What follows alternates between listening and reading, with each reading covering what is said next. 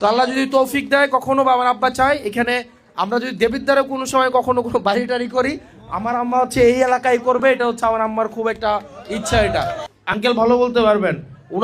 ওনার সাথে আমার সম্পর্ক অনেক আগে থেকে, 2009, 10, 11 সাল থেকে আমার নামাজে আসলে ওনার সাথে দেখা হইতো। হ্যাঁ, তানজিমের আব্বা, আমরা দুইজন একসাথে হাঁটতে যাইতাম।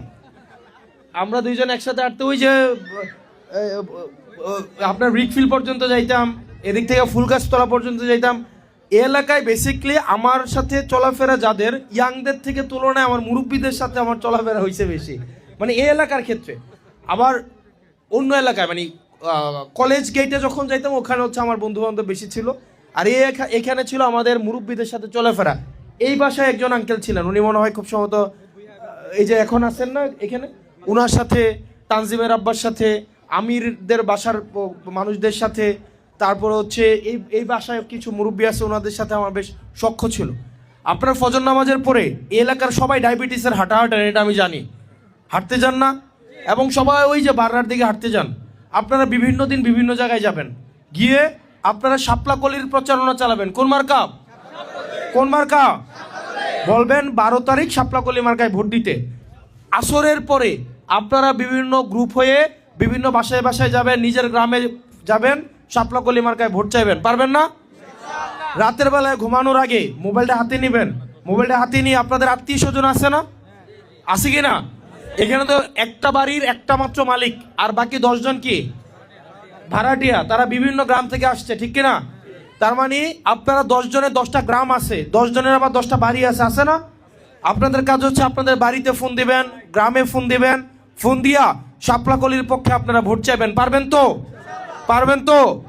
আপনারা যদি আমাকে হেল্প করেন তাইলে আমার জন্য সম্ভব। আমি ভোট, এই এলাকার মানুষরা অবশ্য টাকা দিয়ে ওই এলাকার মানুষ ভোট দেয় না, এটা আগে থেকেই। এমনও হয়েছে এই এলাকার মানুষরা ভোটের আগের দিন টাকা নিয়ে আসছে, 2-4 জন টাকাটা রিসিভও করছে, এলাকার মানুষের প্রতিরোধের মুখে আবার গিয়ে টাকা ফিরাই দিয়েও আসছে, এরকম হয়েছে। এই জিনিসও আমি জানি।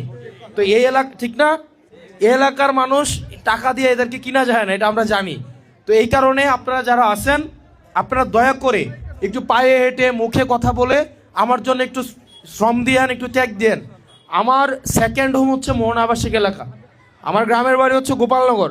আমার বেড়ে ওঠা, আমার বাড়ি, আমার হয়তো তৌফিক ডানা নালে এখানে আমার আম্মার একটা ইচ্ছা আছে, এখানে একটা বাড়ি করবে। ওনার এটা হচ্ছে অনেক দিনের ইচ্ছা, এটা আমি আরেকদিন বলছি পর্যন্ত। তো আল্লাহ যদি তৌফিক দেয়, কখনো বা আমার আব্বা চায় এখানে আমরা যদি দেবিদ্বারে কোনো সময় কখনো কোনো বাড়ি টাড়ি করি, আমার আম্মা হচ্ছে এই এলাকায় করবে। এটা হচ্ছে আমার আম্মার খুব একটা ইচ্ছা এটা।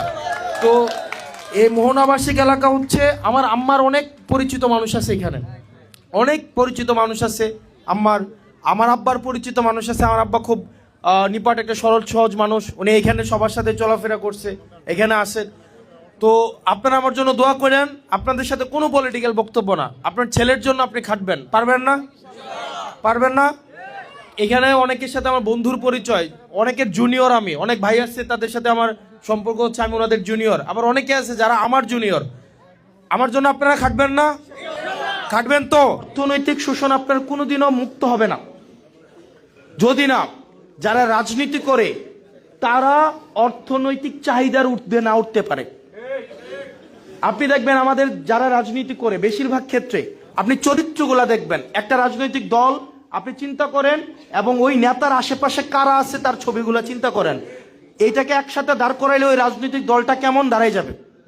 নেতার আশেপাশে ধরেন আছে মাটিখুর, গুমতি নদীতে মাটি কাটে। নেতার আশেপাশে আছে বাগুরবাজারের স্টেশন দখলকারী, অথবা দখল করতে চায়, অথবা দখল করবে। নেতার আশেপাশে আছে থানায় যে লোকটা সারাদিন দালালি করে সেই লোকটা। নেতার আশেপাশে আছে দেবিদ্বার বাজারের যে তুলা খায় সেই লোকটা। নেতার আশেপাশে আছে গাঞ্জাখোর।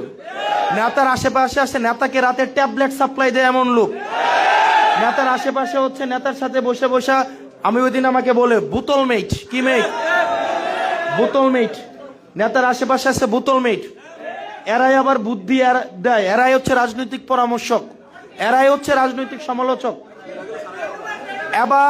এবার আসেন, এই চরিত্রের একটা রাজনৈতিক দল আপনার সামনে যখন আসবে, এই দলটা যখন ক্ষমতায় যাবে, ওই দলটা থেকে কি আপনি অর্থনৈতিক স্বাধীনতা আপনি কখনোই পাবেন?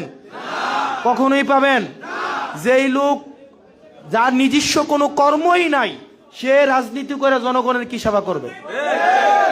রাজনীতি যদি নিজের কর্মসংস্থানের উপলক্ষ হইয়া থাকে, সে যদি আমার দলও করে, তার দ্বারাও কখনো অর্থনৈতিক স্বাধীনতা সম্ভব নয়।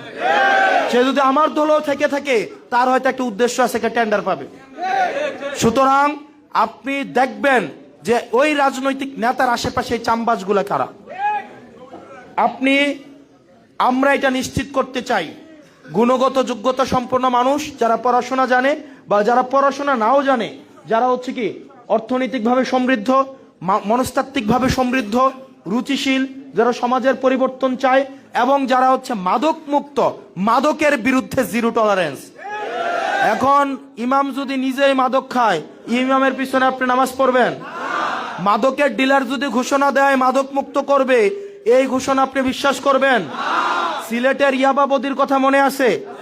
ইয়াবা বদি, ট্যাবলেট বদির কথা, কক্সবাজারের ট্যাবলেট বদির কথা মনে আছে? ট্যাবলেট বদির ট্যাবলেট বেচতো, আবার নিজেই বলতো ট্যাবলেট মুক্ত করবে। আমাদের অনেক নেতা আমাদের আশেপাশে আছে, যার ট্যাবলেট না হলে ঘুমায় না, সে যখন দেবীর দ্বারে মাদক মুক্ত করার ঘোষণা দেয়, তখন এটা আমাদের আসলে সন্দেহই জাগে সে আসলে কি করতে চায়। আপনাদের কাছে অনুরোধ থাকবে, ভোট কাকে দিবেন মানুষকে বলার জন্য হলফনামাগুলো জমা দিছে না? আয়ের কথা বলছে না? কে কার কয় টাকা আয়? ভাই, আমার আয় দিনের মতো স্পষ্ট। আমার আব্বা রাজমিস্ত্রি কাজ করতো, 22 বছর বিদেশ ছিল, ওমানে ছিল, দুবাই ছিল, সৌদি আরবে ছিল, এরপরে আবুধাবি শহরে ছিল, যেটা আপনার ইয়ার শহর, আরব আমিরাতের একটা শহর। মাসে কিছু টাকা পয়সা কিছু পাঠাইতে পারছে, সব মিলে চলাফেরার মতো অবস্থা ছিল।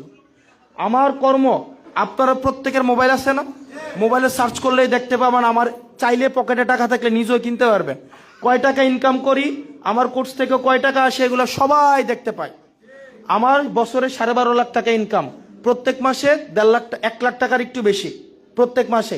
এটা জুলাইয়ে কমছে, জুলাইয়ের আগে আরো বেশি ছিল, এটা জুলাইয়ের পরে কমছে। অন্যদের আরো ইনকাম কি বাড়ে, আমারটা কমছে। সব মিলাইয়া আমার সম্পদ আছে 50 লাখ টাকার, সব মিলাইয়া 50 লাখ টাকা, যেটা দিয়ে চলতে পারবো। আমি আপনাদের কাছে একটা কমিটমেন্ট দিয়ে গেলাম আজকে, যদি নির্বাচিত হইতে পারি, আমার জীবনে আমি কোনোদিন কন্ট্রাক্টারি করব না। এমপি হওয়ার পরে একজন একটা কন্ট্রাক্টারি লাইসেন্স নেয়, না?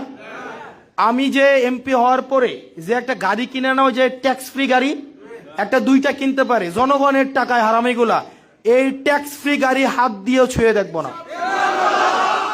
এবং এমপি হওয়ার যে বেতনটা, এই বেতনটা ছাড়া একটা টাকাও ছুঁয়ে দেখব না। এবার আপনারা অন্য ক্যান্ডিডেটদের হলফনামাগুলা দেখবেন, কার ব্যাংক লোন আছে,